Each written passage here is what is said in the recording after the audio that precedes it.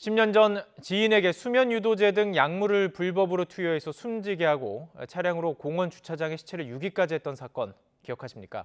이 의사가 취소된 면허를 다시 내달라면서 소송을 냈습니다. 혐의가 확정돼 실형을 살고 나왔는데 법원이 면허를 다시 내주라고 판결하면서 논란이 커지고 있습니다. 김다영 기자입니다. 축 늘어진 여성을 휠체어에 태우고 병원을 빠져나가는 남성. 지난 2012년 7월 산부인과 의사였던 김모 씨가 지인을 옮기는 장면입니다.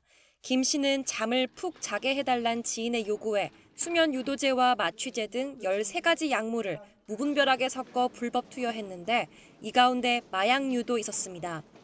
2시간 뒤 여성은 호흡 정지로 숨졌고 김 씨는 공원 주차장에 시신을 내다 버렸습니다. 생명에 지장이 없을 것으로 당시 판단했고 살인의 고의는 없었다고. 김 씨에겐 업무상 과실치사와 시체 유기, 마약류 관리에 관한 법률 위반, 의료법 위반 혐의가 적용돼 지난 2013년 징역 1년 6개월과 벌금 300만 원을 확정받았습니다. 복지부는 의료법에 따라 마약류 관리법 위반을 결격 사유로 인정해 이듬해 8월 김 씨의 면허를 빼앗았습니다. 그러자 김 씨는 면허 제한 기간인 3년이 지나자마자 복지부에 면허를 다시 달라고 요청했지만 받아들여지지 않았고 결국 소송을 냈습니다. 복지부는 재판에서 피해자 사망이라는 사안의 중대성을 들어 면허를 줄 수 없다고 주장했지만 법원은 김 씨의 손을 들어줬습니다. 재판부는 우선 복지부가 면허 재교부를 승인하지 않은 이유를 구체적으로 밝히지 않은 것에 절차적으로 하자가 있다고 지적했습니다. 또 김 씨에게 개전의 정, 그러니까 뉘우치는 마음이 있다고도 봤습니다. 재판부는 사건 이후 김 씨가 10년 가까이 여러 직업을 전전하며 생활하고 무료 급식 봉사를 꾸준히 해온 점 등에 주목해 김 씨가 반성과 참회의 시간을 보냈다고 판단했습니다.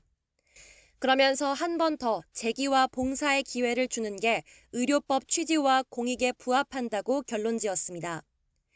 판결이 알려지자 현행법의 한계가 드러난 판결이라며 금고 이상의 형을 받게 될 경우 면허를 취소하고 재교부를 금지하는 내용을 담은 법 개정안 통과를 촉구하는 목소리가 잇따르고 있습니다.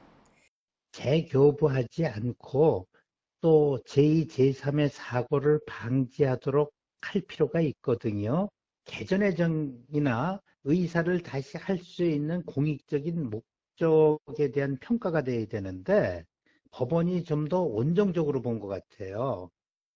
복지부가 항소하면서 판단은 2심 재판부의 몫으로 넘어오게 됐는데 상급심에서 같은 판결이 확정되면 김 씨가 다시 의사로 일하게 될 가능성이 커집니다. YTN 김다연입니다.